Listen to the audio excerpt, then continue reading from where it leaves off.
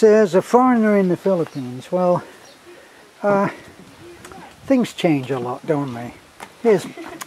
Things change too much. Do you recognize who this person is? I don't recognize this girl. Who are you? You look a little bit like Taliklik, but not really. Look at you. Oh, for heaven's sake. Everything changes too quickly, doesn't it? What happens to children? Suddenly they're not there anymore. And then these great hulking young women and young men suddenly appear. Okay, Talik, come here. And you can do the video of Brownie. Okay. I actually wanted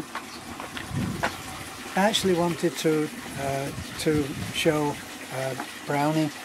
Brownie is a dog that he just arrived. He's an old warrior. You can see that he's been in a million fights. Brownie, are you okay? Are you okay, Brownie? Can you see Brownie? Brownie's lost. Can you see Brownie lost his eye? Go back a little. Go back a little, honey.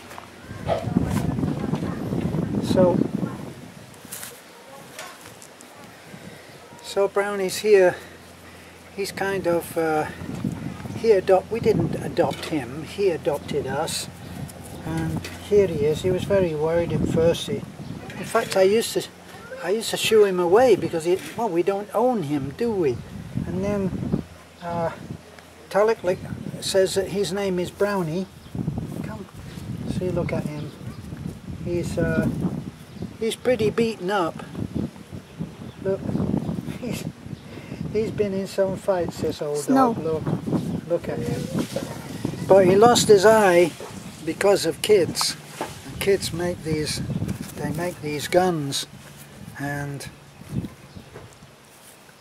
suddenly we see that Brownie has lost one of his eyes.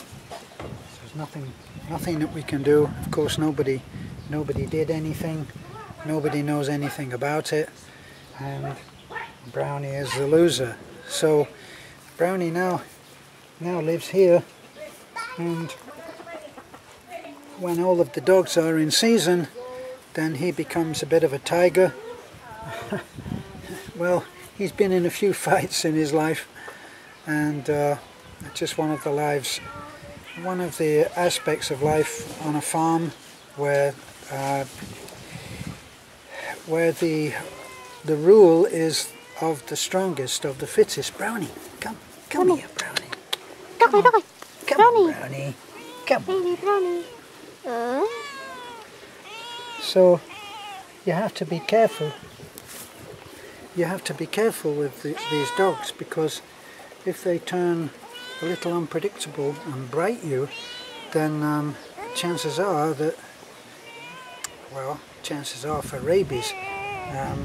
Quite a few children especially get bitten in the Philippines, and they think that dogs can be messed about and pushed around and everything, and dogs sometimes have a different idea, and so kids get bitten. And in almost every hospital you'll find that there's a animal bites section, department or clinic, and they know very well how to treat dog bites. And I have some personal experience of that myself when I was bitten in the face.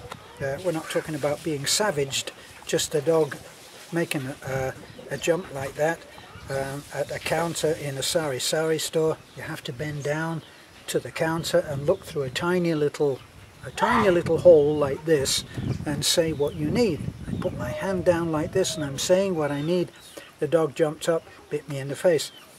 Believe me, you should be careful around dogs, because you don't want to have the rabies shots. They inject into the face. Probably one of the most painful things I ever had.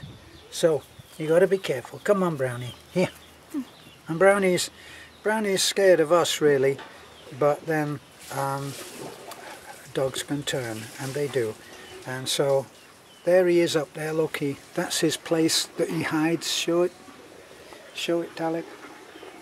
Show his hiding place.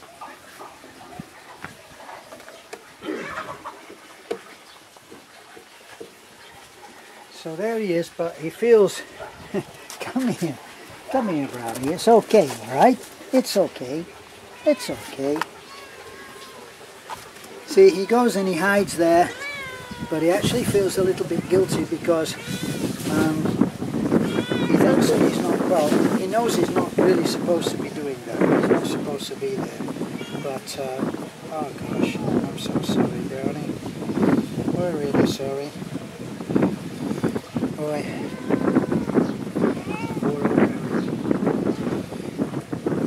Brownie used to follow Talik to school, and he used to actually go down at the time that he knew she would be coming back, and he used to go down to meet her.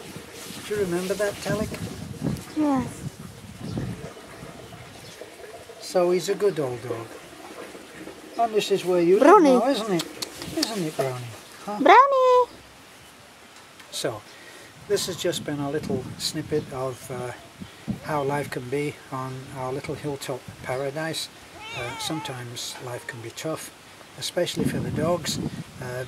Beth's favourite dog was Sugar, and Sugar was spoilt to death by Beth, but had a tough time with the other dogs, and we had quite a few at the time. Dogs come and go here in the Philippines. On the hilltop, in the hilltop community, dogs come and go. Westerners don't understand this because there's that feeling, or there's that question of ownership. But dogs are not owned in the same way in the Philippines. They're not kept inside, they're kept outside. They are outside animals, and in the Philippines you're likely to have 7 or 8 dogs. Our friend Philip has, I think at the moment, it's either 15 or 17, could be 20 dogs.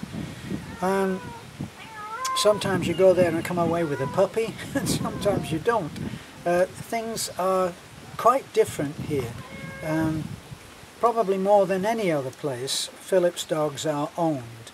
But here on our hilltop we have 4 houses that are dotted around, and dogs are allowed to choose where they want to live.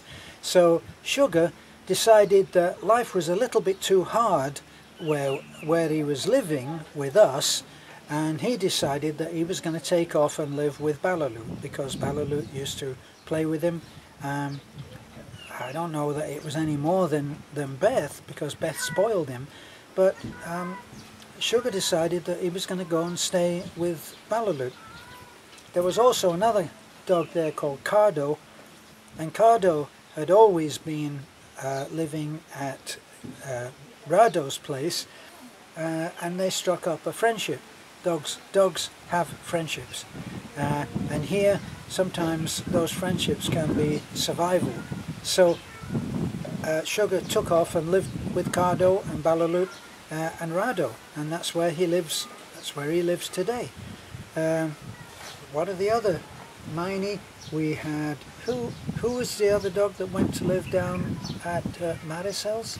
Queen and Coffee. Queen and Coffee. Coffee was badly behaved and started eating some of the chicks, and I think he must have realized that his days would be numbered if he continued to do that, and he took off and he lives with with Maricel. That's the way that it works here. Dogs may take off at a time and live for a few days down at Lena's house with Taliklik and her mom. They're allowed to do that because they never know a rope around their neck. They're never tethered. Okay, so that's what it's like. It's a dog's life here on our hill. This is a foreigner in the Philippines.